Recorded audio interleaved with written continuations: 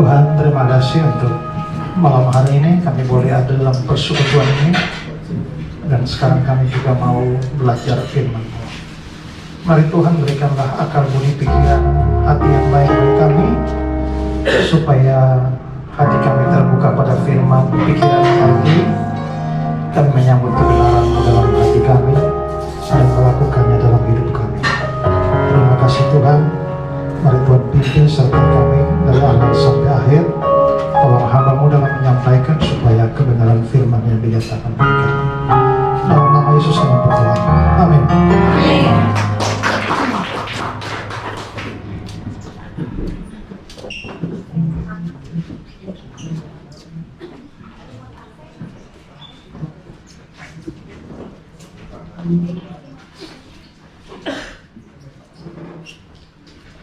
Baik, shalom.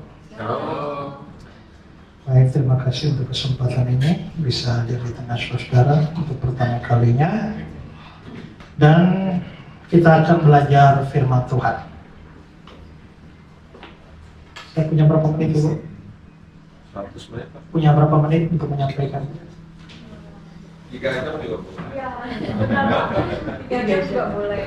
Wah, jangan Pak. Ini langsung bandara, Pak. Jam 2 kan tahu. Oke, saya mau bahas satu tema yang sederhana, yaitu kasih dalam rumah tangga. Nah, saudara, di dalam kitab suci kita dapati ada banyak perintah yang memerintahkan supaya suami istri itu saling mengasihi. Nah, saya ingin menunjukkan 3 di antaranya. Efesus 5 ayat 25 bilang, "Hai suami, kasihilah istrimu sebagaimana Kristus mengasihi jemaat dan telah menyerahkan diri baginya." Oh, ini berat ini ya. Karena suami harus mengasihi istri seperti Kristus mengasihi jemaat. Saya pernah khotbah pernikahan dan saya bilang, "Hei suami-suami dan istri-istri, kalian ini duta-duta." Jadi suami itu sebagai duta atau perwakilan Kristus, istri itu sebagai duta atau perwakilan jemaat. Jadi sebenarnya kalau orang mau lihat Kristus sama jemaat atau gereja itu bagaimana sih? Lihatnya dalam hubungan suami istri. Ya. Jadi sebenarnya hubungan suami istri adalah satu kesaksian bahwa begitulah hubungan Kristus dan jemaat. Jadi kalau ada suami yang menghajar istrinya sampai babak belur dan belur berbabak-babak, itu seperti memberi kesaksian bahwa Kristus itu menghajar jemaatnya sampai babak belur. Tapi ada istri yang kualat kepada suami, itu sama dengan kesaksian bahwa jemaat kualat kepada Kristus. Maka sebenarnya menjadi suami istri itu menjadi sesuatu yang juga punya tanggung jawab berat. Ya. Efesus 5 ayat 28. Demikian juga suami harus mengasihi istrinya sama seperti tubuhnya sendiri. Lalu Kolose 3:19, "Hai suami-suami, kasihilah istrimu dan jangan berlaku kasar terhadap dia." Semua ini perintah untuk suami ya. Pernah ketemu ada ayat di mana "Hai istri, kasihilah suamimu"? Tidak ada. Tidak ada. Semuanya perintah "Hai suami, kasihi istrimu", tapi istri kasihi suami itu tidak ada. Tapi itu tidak berarti bahwa istri tidak mengasihi suami. Untuk istri itu di ayat 22 itu, "Hai istri, tunduklah kepada suamimu seperti kepada Tuhan." Nah, hanya dibilang istri tunduk kepada suami, tidak bilang istri mengasihi suami. Tapi secara implisit kita harus mengartikan bahwa ketundukan istri kepada suami itu harus dilandasi kasih. Karena orang bisa tunduk pada orang lain tanpa mengasihi. Waktu negara kita dijajah oleh penjajah, kita semua tunduk kan? Tapi apakah kita tunduk karena kita mengasihi penjajah? Tidak, ya kan? Tunduk karena takut atau tunduk karena ditindas. Tapi ada ketundukan yang karena kasih. Nah, karena itulah saudara-saudara, kalau dikatakan "Hai istri, tunduklah kepada suamimu, maka itu pasti menunjukkan bahwa secara implisit itu harus ada kasih di dalam. Jadi kita boleh mengatakan bahwa sebenarnya hubungan suami istri itu memang diperintahkan dalam Alkitab saling mengasihi, suami kasih istri, begitu pun sebaliknya, untuk suami eksplisit, untuk istri implisit. Ya. Nah, jadi saudara-saudara, kalau begitu sebenarnya memang suami istri harus hidup dalam kasih, sehingga suatu rumah tangga atau pernikahan itu harus dilihat sebagai wadah di mana kita belajar saling mengasihi. Ada seorang pernah mengatakan kata-kata begini, tanpa kasih rumah hanyalah sekedar tempat tinggal. Tapi kasih itu apa sebenarnya? Kasih ini sesuatu yang luas, sehingga kalau kita mau menerjemahkan kasih itu, maka saya hari ini mau bagi saja beberapa hal. Pertama adalah di dalam kasih itu ada pemberian, ada pengorbanan. Dan contoh terbaik di dalam kasih itu adalah kasih Tuhan Allah sendiri. Lihat Yohanes 3:16. Karena begitu besar kasih Allah akan dunia ini, sehingga ia telah mengaruniakan anaknya yang tunggal. Saudara perhatikan ayat ini. Kasih Allah itu begitu besar. Tapi kasih yang begitu besar itu diwujud nyatakan melalui apa? Melalui sebuah pemberian atau sebuah pengorbanan. Dalam hal ini adalah mengorbankan anaknya yang tunggal. Minggu lalu saya khotbah ayat ini di Surabaya. Temanya hadiah terbesar. Mengapa hadiah terbesar? Karena yang memberikan hadiah ini adalah Allah.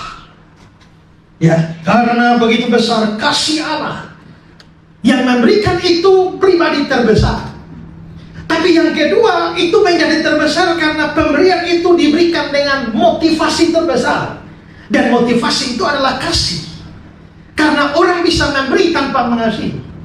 Waktu saudara ditilang polisi, dia minta 500.000, saudara berikan karena mengasihi polisi? Tidak kan? Orang bisa memberi sambil maki-maki polisinya. Nah, kalau kita lihat kasih itu di 1 Korintus 13 bilang kasih lebih hebat dari semua karunia, kasih lebih hebat dari semua pengorbanan. Kalau aku bisa bahasa malaikat sekalipun, tapi kalau aku tidak punya kasih, aku sungguh tidak berguna. Kasih lebih hebat dari semua. Tapi di sini lagi bilang betapa besar kasih Allah. Apalagi yang bikin itu besar? Karena yang dikorbankan adalah anak. Ya, kalau saudara punya anjing kesayangan di rumah, minta 1 potong, mau? Itu anjing, ya. Tapi kalau ini minta anak, bukan hanya anak, tapi anak yang tunggal. Bukan hanya anak yang tunggal, tapi anak yang dikasihi. Bukan saja minta anak tunggal yang dikasihi, tapi untuk dikorbankan menjadi penebusan bagi orang berdosa. Wah, itu luar biasa, itu pengorbanan Yesus Kristus. Ya. Nah, kalau begitu, Allah itu begitu mengasihi, tapi kasih itu abstrak. Nah, kasih itu diwujud nyatakan melalui sebuah pemberian, sebuah pengorbanan. Itu Allah Bapa. Sementara Yesus Kristus sendiri dikatakan Yesus juga mengasihi kita. Wujud nyatanya apa? Ayat 25 Efesus 5. Kristus telah mengasihi jemaat dan telah menyerahkan dirinya. 1 Yohanes 3:16. Demikianlah kita ketahui kasih Kristus, yaitu dia telah menyerahkan nyawanya. Jadi Allah Bapa mengasihi, wujud nyata memberikan Yesus. Yesus mengasihi, wujud nyata memberikan nyawanya, memberikan dirinya. Jadi sebenarnya dua pribadi ini terbesar, yaitu Bapa dan Yesus Kristus, memberi teladan soal kasih. Jadi kasih itu sebenarnya apa? Kasih itu memberi. Kasih itu adalah berkorban, ya. Dan tanpa pemberian atau pengorbanan, kasih bukan lagi kasih. Dan ingat sekali lagi, kita dapat memberi sesuatu tanpa rasa kasih, tapi kita tidak bisa mengasihi tanpa memberi sesuatu. Saya kasih sebuah kutipan ini. Kutipan ini mengatakan, omong kosong jika Anda bilang mencintai seseorang, tapi Anda tak mau berkorban baginya. Tiada cinta tanpa jalan penderitaan. Karena melalui jalan penderitaan, orang menemukan cinta yang tercerahkan. Kalau begitu saudara, kalau memang kasih itu definisinya begitu, maka ketika kita bicara suami istri harus saling mengasihi, artinya apa? Saling memberi, saling berkorban. Dan prinsip kasih itulah yang kita bisa lihat seperti ketika Paulus bicara dalam Filipi pasal 2 itu ya, hendaklah seorang menganggap yang lain lebih utama, lebih penting daripada diri sendiri. Dan kasih itu memberikan atau mengorbankan kepada pihak lain dengan anggapan bahwa pihak lain itu lebih utama dari diri sendiri. William Barclay itu membuat sebuah cerita tentang sepasang suami istri. Suami bernama Jim dan istrinya namanya Della. Mereka karena pekerjaan terpisah jauh selama berbulan-bulan. Dan tibalah momen Natal hampir tiba. Dan mereka akan bertemu sehingga rupanya dalam keterpisahan itu masing-masing di antara mereka berpikir, kira-kira apa yang saya bisa berikan ya untuk pasangan saya? Jim berpikir, wah, istri saya punya rambut panjang yang bagus sekali. Sayang dia tidak punya jepitan rambut yang cukup bagus. Saya ingin membelikan sebuah jepitan rambut dari emas untuk rambut panjang istri saya. Tapi saya tidak punya duit. Dari mana dapat duit beli jepitan rambut dari emas? Lalu teringatlah dia memang sempat mempunyai sebuah jam yang bagus, tapi rantainya ini sudah hilang, tinggal kepala jam ini. Daripada tak bisa dipakai, lebih baik saya jual saja kepala jam ini, toh tidak ada rantainya lagi. Maka pergilah dia dan menjual kepala jamnya dan mendapatkan uang. Dibelilah penjepit rambut emas untuk rambut panjang istrinya. Sementara istrinya juga berpikir bahwa sebentar lagi Natal suami saya akan datang. Apa yang saya harus berikan bagi dia? Teringatlah dia pada suaminya. Suaminya itu punya jam, hanya tinggal kepalanya saja. Tapi rantainya sudah tidak ada. Alangkah bagusnya saya bisa belikan rantai untuk jamnya suami. Tapi dia punya duit. Apa yang harus dilakukan? Karena dia punya rambut bagus, pergilah dia ke salon untuk menjual rambutnya. Dan dipotonglah rambutnya, dapat duit. Dan dia beli rantai untuk jam suaminya. Tibalah hari Natal dan mereka bertemu. Dan betapa kagetnya keduanya. Kepala jam sudah tidak ada lagi.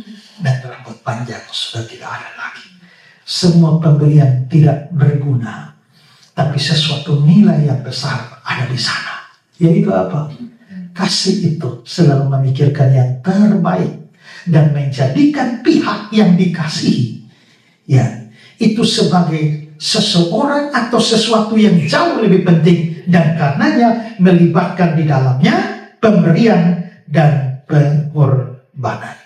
Karena itu ketika kita berbicara tentang kasih di dalam rumah tangga, dalam relasi suami istri, kita pikirkan, apakah kita memang sudah memikirkan yang terbaik buat pasangan kita?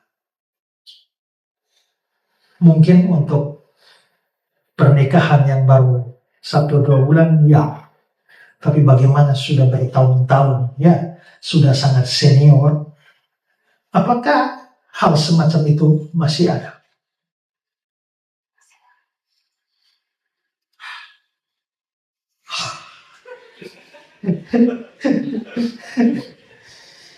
Oke. Yang kedua, kasih, di dalam kasih itu ada penerimaan.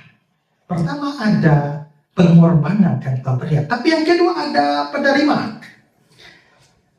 Yang saya maksudkan dengan penerimaan di sini adalah menerima pihak yang dikasihi. Coba lihat Roma 5 ayat 8. Akan tetapi Allah menunjukkan kasih-Nya kepada kita oleh karena Kristus telah mati untuk kita ketika kita masih berdosa. Saya mau tekankan di sini bahwa Allah menunjukkan kasih-Nya kepada kita ketika kita masih berdosa. Sebelum kita percaya kepada dia, kan dia sudah mati buat kita. Sebelum kita mengasihi dia, dia sudah mengasihi kita lebih dulu. Sebelum kita tahu berkorban apapun untuk dia, dia sudah berkorban terlebih dahulu.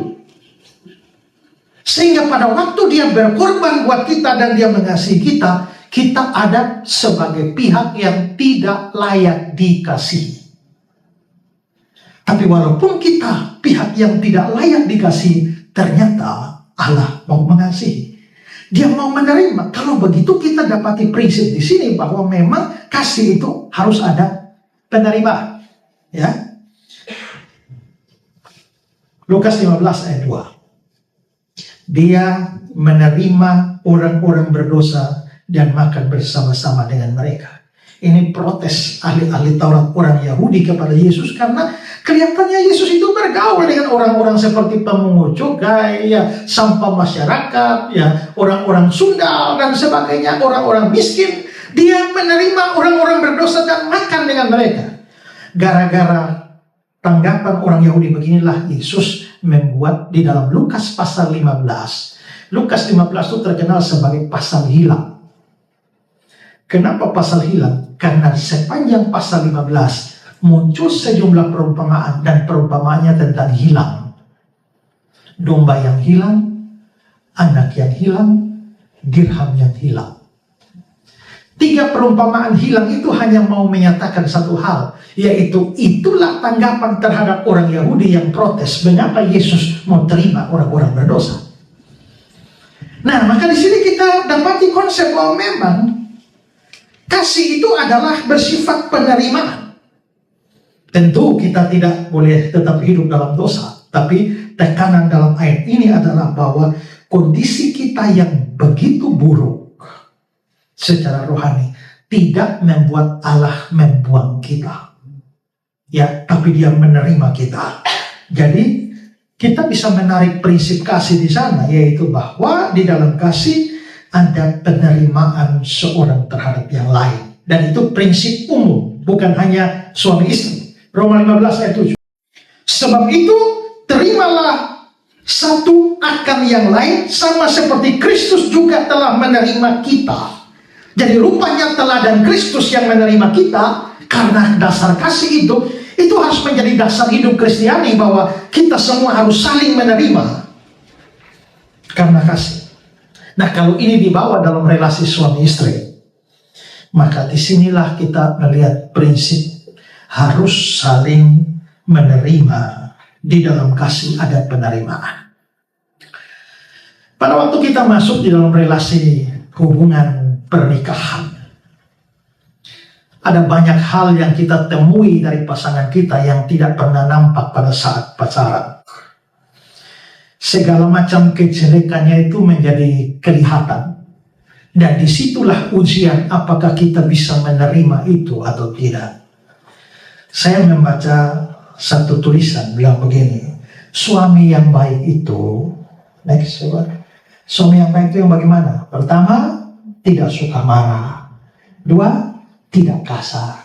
3, tidak pelit. 4, tidak dendam. 5, tidak egois. 6, tidak sombong. 7, tidak suka bohong. 8, tidak selingkuh. 9, tidak boros. 10, tidak merokok. 11, tidak suka minum. Dan tidak ada. tidak ada. Jadi kalau kamu mau cari begini, tidak ada.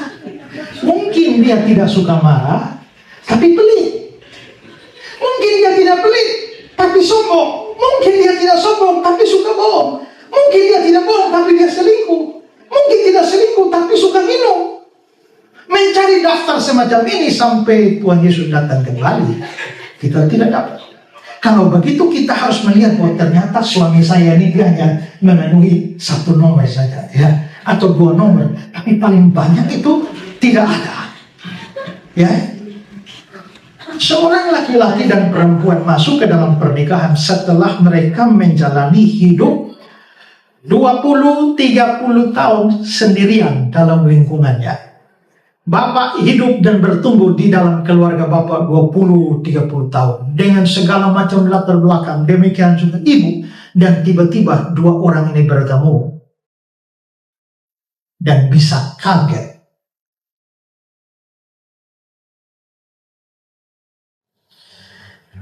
Salah seorang dosen saya pernah cerita bahwa setelah berpacaran 7 tahun dengan pacarnya dan menikah, dan pada hari pertama dia seperti tidak mengenal suaminya itu. Yang dia temui di dalam 7 tahun itu selama masa pacaran, dia aneh karena minggu pertama seperti bukan orang yang dia kenal selama 7 tahun. Tapi disitulah kita bisa melihat bahwa kasih berperan di sini untuk menerima orang yang mestinya atau mungkin tidak seperti yang kita harapkan, ya. Dan disitulah kasih berperan untuk menerima. Satu kalimat begini: yang diperhitungkan dalam membangun pernikahan yang bahagia adalah bukan seberapa cocoknya engkau dalam berpasangan, namun bagaimana engkau berurusan dengan ketidakcocokan antara kau dan dia. Mencari orang yang cocok kayaknya gak dapat. Yang paling penting bukan menemukan yang cocok, tapi bagaimana kalian mengatasi ketidakcocokan itu.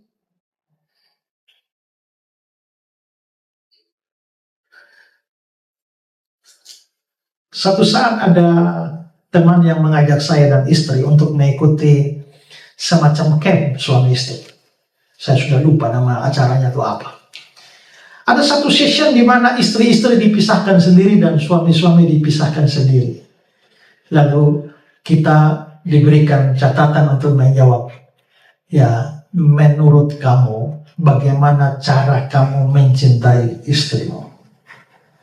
Pada saat yang bersamaan, pertanyaan diberikan kepada istri, menurut kamu seharusnya bagaimana cara suami mengasihi kamu?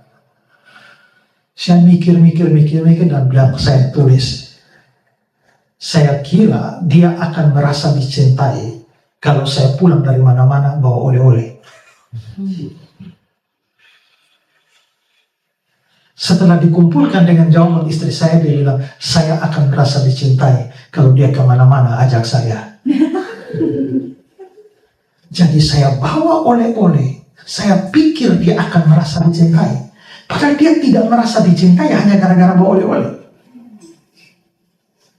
Dari situ dia bilang, ini sama seperti orang bikin satu berbahasa Jerman, satu berbahasa Polandia, nggak nyambung. Nah, itu berarti ada bahasa cinta yang tidak nyambung di sana. Karena saya berpikir, beginilah cara saya mencintai dia, tapi dia berpikir bahwa saya memerlukan yang seperti ini untuk dicintai. Kalau begitu ada ketidakcocokan di sana. Maka sebenarnya pernikahan itu lebih kepada bagaimana suami istri menangani ketidakcocokan, bukan mencari yang cocok. Karena kita akan merasa kita sudah dapat yang cocok, tapi begitu masuk pernikahan kita akan tahu bahwa ternyata nggak cocok. Dan begitu nggak cocok, kebanyakan orang adalah cari lain daripada menangani ketidakcocokan itu. Ya, satu kali saya ini kalau lihat sesuatu di media sosial, Facebook atau apa, saya biasa screenshot karena suatu saat mungkin saya akan pakai. Saya pernah lihat orang bikin status Facebook begini: wanita itu bukan permen yang habis manis terus dibuang ke tempat sampah. Wanita itu bukan layang-layang yang bisa ditarik ulur perasaannya. Wanita itu bukan bola yang setelah didekati lalu ditendang. Wanita itu bukan keset yang bisa kau injak-injak harga dirinya. Wanita itu bukan baju loakan yang bisa didapatkan dengan mudah lalu dicampakkan. Wanita bukan piala bergilir yang diperebutkan dan jadi pajangan para lelaki.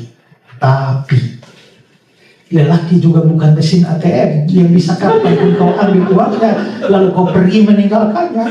Lelaki juga bukan Superman yang setiap saat bisa menjaga dan melindungimu. Lelaki juga bukan Mr. Bean yang setiap saat bisa menghiburmu.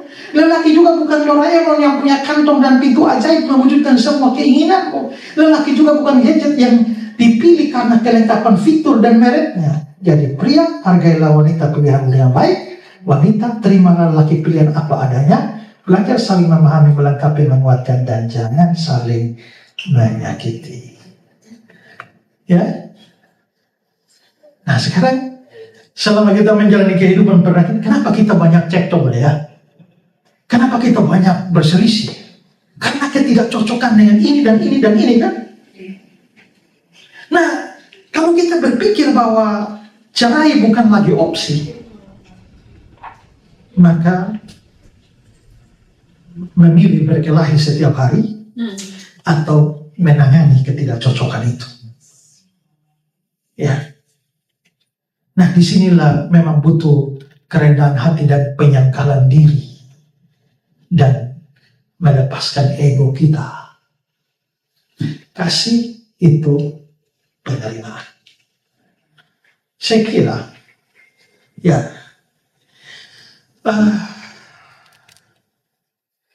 kita berusaha untuk memperbaiki sesuatu, ya. Tapi ada hal-hal yang tak bisa diperbaiki. Kalau yang kita mau perbaiki itu dosa, yang salah itu dosa, mati-matian berusaha untuk memperbaiki sampai mati. Tapi kalau itu bukan dosa, hanya kelemahan, dan kamu sudah berjuang mati-matian untuk merubah dan tidak bisa, cara terbaik adalah menerima. Misalnya, istri suka bohong, itu kan dosa.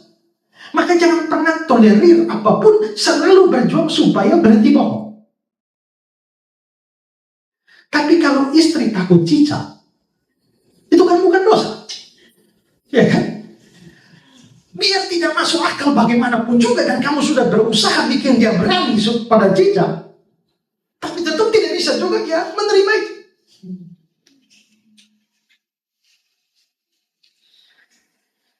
Istri saya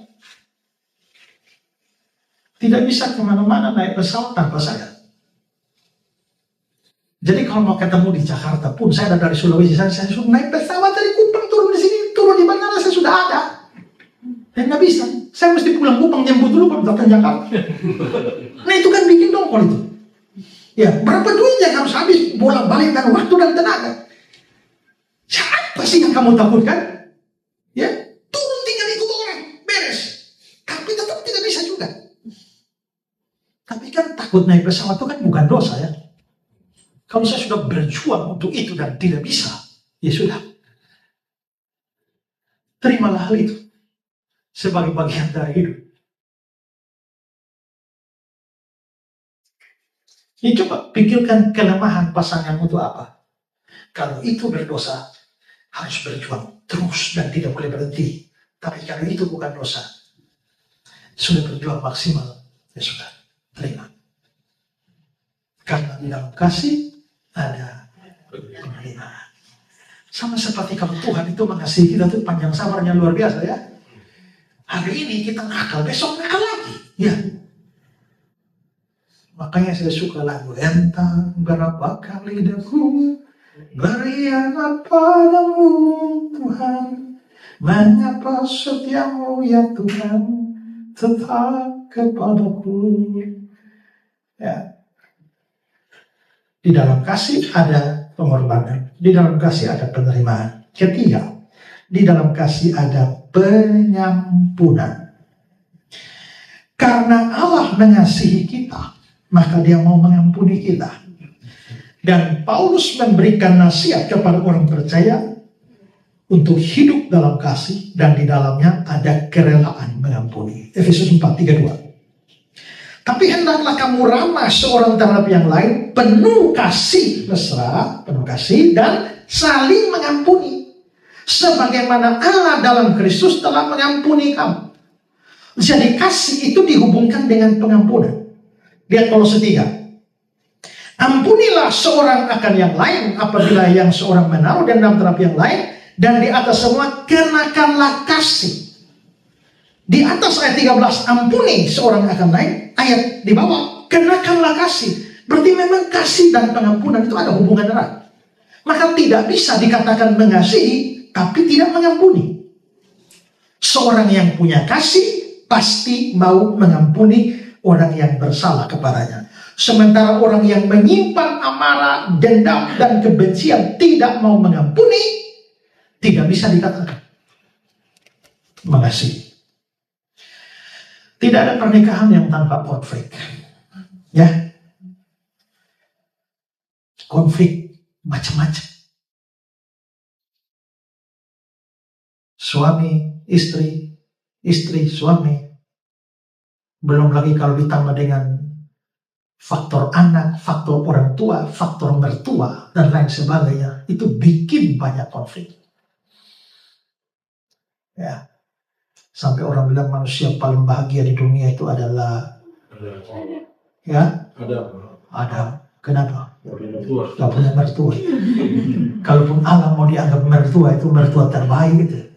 Ya. Nah, tapi saudara-saudara, tidak ada pernikahan tanpa konflik, tidak ada pernikahan atau rumah tangga tanpa cekcok. Tapi itu hanya bisa dipertahankan kalau mengampuni. Saudara, kalau ada orang yang paling sukar diampuni, itu adalah orang yang sangat dicintai. Kalau Pak Ari jalan-jalan di pasar, masalah sama orang dimaki, anjing kau, marah-marah, tapi cepat lupa itu. Nggak kenal kok. Tapi sudah kerja capek-capek pulang disambut ibu, anjing kau dari mana?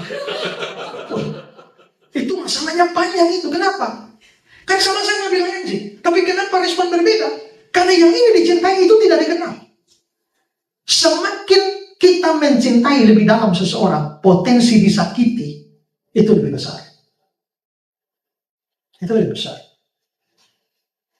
Nah, karena itu kita bisa lihat ada begitu banyak orang di dalam relasi suami istri karena kesalahan pasangan itu sangat menyakitkan. Maka ketika tidak ada pengampunan, ujungnya pasti cerai. Karena itu saudara-saudara, sebenarnya kita bisa lihat bahwa di dalam kasih ada pengampunan. Itu penting sekali. Ya, karena ada orang yang memang menjalani hidup sampai hari ini tidak cerai juga, tapi tidak damai juga. Kita disuruh hidup dalam damai ya, bukan hanya disuruh hidup tidak bertengkar. Karena orang tidak bertengkar belum tentu damai.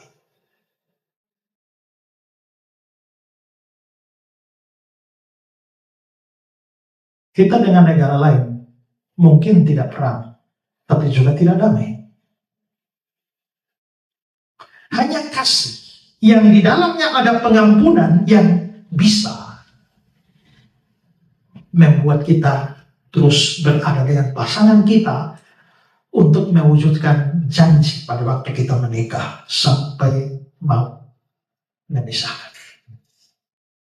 Memang mengampuni tidak mudah.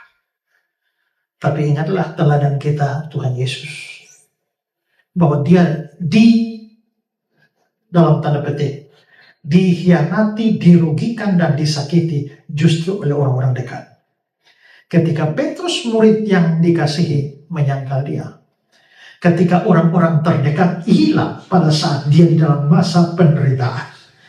Tapi saudara-saudara, perhatikan balik, Petrus setelah menyangkal Yesus, mulai dari situ sampai Yesus mati dan bangkit, dia tidak pernah ketemu Yesus. Tapi Yesus yang ambil inisiatif, kasih tahu Petrus, tunggu di sana. Dan dia bilang, Simon anak Yohanes, apakah engkau mengasihi aku? Dia memulai inisiatif lebih dulu. Setelah Petrus menyangkal Yesus, tidak pernah ada percakapan antara Petrus dan Yesus. Dan percakapan pertama setelah Yesus bangkit, inisiatifnya adalah Yesus.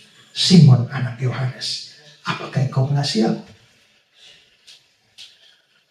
Tuhan, aku mengasihi engkau. Simon anak Yohanes, apakah engkau mengasihi aku? Ya Tuhan, aku mengasihi engkau. Simon anak Yohanes, apakah engkau mengasihi aku? 3 kali ditanya. Mengapa 3 kali? Waktu pertanyaan ketiga, lalu sedihlah hati Petrus karena Yesus bertanya untuk ketiga kali. Berarti yang bikin Petrus sedih itu adalah 3 kali pertanyaan yang ketiga. Kenapa dia sedih? Pastilah dengan 3 kali pertanyaan itu, pikirannya dibawa. Berapa hari yang lalu, kamu 3 kali menyangkal aku. Karena kamu 3 kali menyangkal aku, sekarang ditanyakan 3 kali kasih. Yesus memulai inisiatif dulu untuk berbicara. Dan pada akhirnya, dia bilang, waktu engkau muda, engkau ikat pinggangmu berjalan kemana saja. Waktu engkau tua, engkau akan diikat dibawa ke tempat di mana engkau tidak sukai. Hal itu dikatakannya untuk mengatakan bagaimana Petrus akan mati. Dan kita tahu Petrus mati di Roma pada zaman Kaisar Nero, kira-kira tahun 65 Masehi, dengan kepala di bawah, kaki di atas. Begitu mau disalibkan, kepala di atas, kaki di bawah, dia bilang, saya tidak layak disalibkan seperti Tuhanku. Kalau Tuhanku kepala di atas, kaki di bawah, saya balik, kepala di bawah, kaki di atas. Petrus menjadi setia sampai mati. Kenapa? Karena ada pengampunan yang dia terima. Ada inisiatif Kristus yang mulai. Ketika konflik terjadi, kita suka diam ya. Suami istri suka diam ya. Dan bertahan. Siapa paling kuat bertahan paling lama? Tapi sebenarnya orang terkuat adalah orang yang pertama kali ngajak ngomong. Karena dia bukan mengalahkan pasangannya, tapi mengalahkan egonya. Ego saya diam. Dia diam. 1 minggu, 2 minggu. Tapi kita sama-sama berpikir bahwa kita mau mengalahkan pasangan kita. Padahal sebenarnya pasangan kita bukan musuh kita. Musuh kita adalah diri kita, ego kita sendiri. Dan mengalahkan ego itu, dia mulai dengan berani ngomong kedua. Dan itu yang Yesus lakukan kan? Setelah penyangkalan Petrus, bukan Petrus yang mendatangi Yesus, tapi Yesus yang mendatangi dan mengajak bicara duluan. Itu luar biasa. Pengampunan dibutuhkan, kalau tidak sulit untuk dipertahankan. Satu kalimat bagus bilang begini. Pernikahan terdiri dari komposisi menu sebagai berikut. 3 porsi cinta dan 7 porsi memaafkan kesalahan pasangan. Ya. Cinta 3 porsi. Memaafkan, mengampuni 7. Ya. Kalau kita tidak mengampuni, menyimpan kebencian, kedengkian, sakit hati, pada akhirnya yang jadi korban adalah diri sendiri. Ya. Alkitab bilang hati yang gembira adalah obat. Begitu tidak gembira, sakit. Ya. Dan memang Alkitab melihat manusia diciptakan fisik dan jiwanya. Apa yang terjadi pada jiwa ada kalanya mempengaruhi fisik. Makanya kenapa orang yang marah tiba-tiba matanya merah. Marah itu dalam jiwanya, tapi matanya, fisiknya terpengaruh. Orang yang senang atau jatuh cinta, wajahnya, matanya berbinar-binar. Itu ada di perasaan itu di hati, di jiwa. Tapi keluar lewat fisik. Nah begitu juga. Kalau hatinya menyimpan kepahitan, kebencian, ketidakpuasan, itu pasti berdampak pada fisik. Saya mau kasih kutipan dari Liane Hendranata. Saya baca di Suara Pembaharuan. Ya, kebencian sangat besar pengaruhnya dalam hidup ini. Banyak orang tanpa sadar memelihara kebencian dalam dirinya. Hingga satu hari, kebencian bertunas menjadi dendam dan tubuhnya menjadi pabrik penyakit kronis. Kebencian membuat kita selalu merasa kenyang, enggan makan, sulit tidur. Disitulah kebencian sudah mulai membuat tubuh kita hancur sedikit demi sedikit. Kebencian membuat mah kita menjadi kanibal yang mencerna diri sendiri karena produksi asam lambung yang berlebihan dan akhirnya membuat imun sistem kita melemah. Membuat kita menjadi pelanggan flu ringan sampai berat, bahkan tidak tertutup kemungkinan menjadi penderita kanker. Terus, sangat menarik melihat benang merah antara kondisi jiwa kita dengan efek yang terjadi pada fisik kita. Beberapa riset terlihat kenyataan kondisi darah yang mengalir dalam tubuh menjadi kental dan berwarna merah gelap serta mengalir tersendat-sendat ketika seseorang memikirkan kembali kejadian-kejadian yang membuatnya sakit hati atau tersakiti secara psikis, bukan fisiknya. Demikian juga riset pada pola energi elektromagnetik tubuh menggunakan mesin AVS, Aura Video Station, di mana medan energi berwarna yang kita kenal dengan sebutan aura, pancarannya menjadi susut serta menjadi keruh dan kehilangan cahayanya saat seorang mengembalikan ingatan pada hal-hal yang membuatnya sakit hati, marah, dan sedih. Kesimpulannya, memelihara ingatan dendam pada orang yang menyakiti kita sama seperti kita sendiri minum racun dan berharap orang lain yang akan mati. Jadi bayangkan kalau bertahun-tahun istri memendam kepahitan kepada suami dan tidak mengampuni, dan tetap di dalam pernikahan karena tidak boleh cerai, atau begitu pun sebaliknya, maka kondisi itu menjadi suatu pembunuhan terhadap diri sendiri. Kalau begitu, perlu kita belajar mengampuni satu sama lain. Karena orang yang paling berpotensi membuat kita sakit hati adalah pasangan kita. Di dalam kasih ada pengorbanan. Di dalam kasih ada penerimaan. Di dalam kasih ada pengampunan. Kalau begitu, mari bangun rumah tangga kita dalam kasih. Saya tutup ini dengan satu kata-kata dari Bernard Engels. Pernikahan bukan kata benda, tapi kata kerja. Pernikahan bukan sesuatu yang kau dapatkan. Pernikahan adalah sesuatu yang kau kerjakan. Pernikahan adalah cara kamu mencintai pasanganmu setiap hari. Selamat hidup dalam kasih.